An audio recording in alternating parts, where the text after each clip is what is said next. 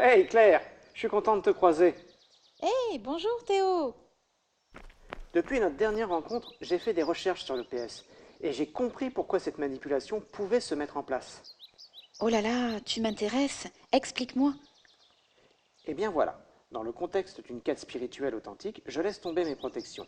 La barrière de la raison tombe facilement puisque la preuve scientifique de l'existence de Dieu, personne ne l'a. Et de plus, le doute est souvent présenté comme un manque de foi, un frein au cheminement spirituel.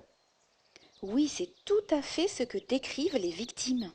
Après la barrière de la raison, c'est celle de la prudence qui tombe rapidement. Les prêtres, les évêques, présents, ne sont-ils pas les garants de la qualité de l'enseignement? Et puis dans un lieu d'église, la confiance est presque systématique puisqu'on est tous frères. C'est vrai, on se laisse séduire.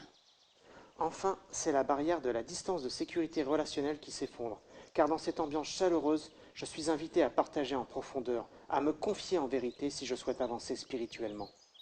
Tu as raison, on se donne totalement, on devient transparent et le manipulateur repère nos points faibles. Oui, d'autant que le contexte va œuvrer dans ce sens. Tu remarqueras que dans ces rencontres de jeunes cathos, une organisation précise, toujours justifiée pour ton bien, est mise en place. Repère bien, Claire, tu es coupé de l'extérieur. Ah oui, les portables sont parfois déposés avec le sourire dans un panier. Or, ceux qui sont là sont plutôt bien éduqués et l'auraient de toute façon coupé. C'est ça. Ensuite, tu es toujours occupé.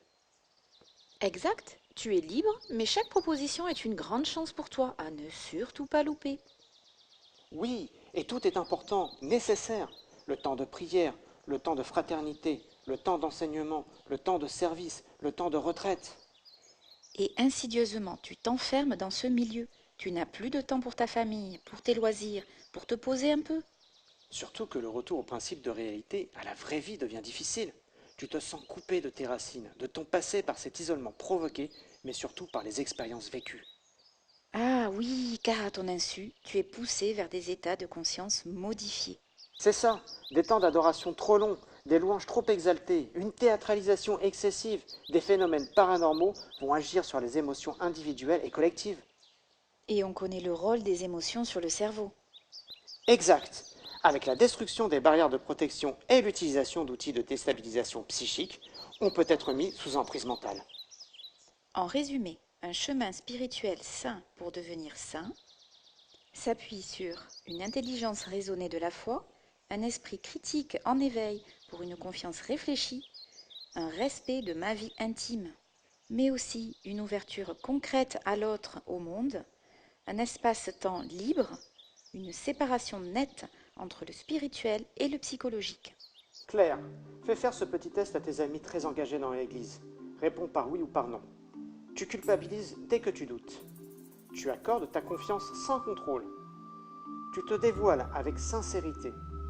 Tu t'es éloigné de ta famille ou de tes amis. Tu te donnes entièrement, tu ne fais rien d'autre à l'extérieur. Tu assistes à des états de conscience modifiés, à des phénomènes paranormaux. 6 oui. Attention danger, pose-toi des questions. 0 oui. Continue ton chemin vers la foi, bonne route. Entre 1 et 5, réveille le détective qui est en toi. Merci pour tes explications, Théo. Je pars vite informer mes amis. À plus tard. Oui, pense à leur parler du résumé et fais leur faire le test. Allez, je repars m'entraîner. À bientôt, Claire.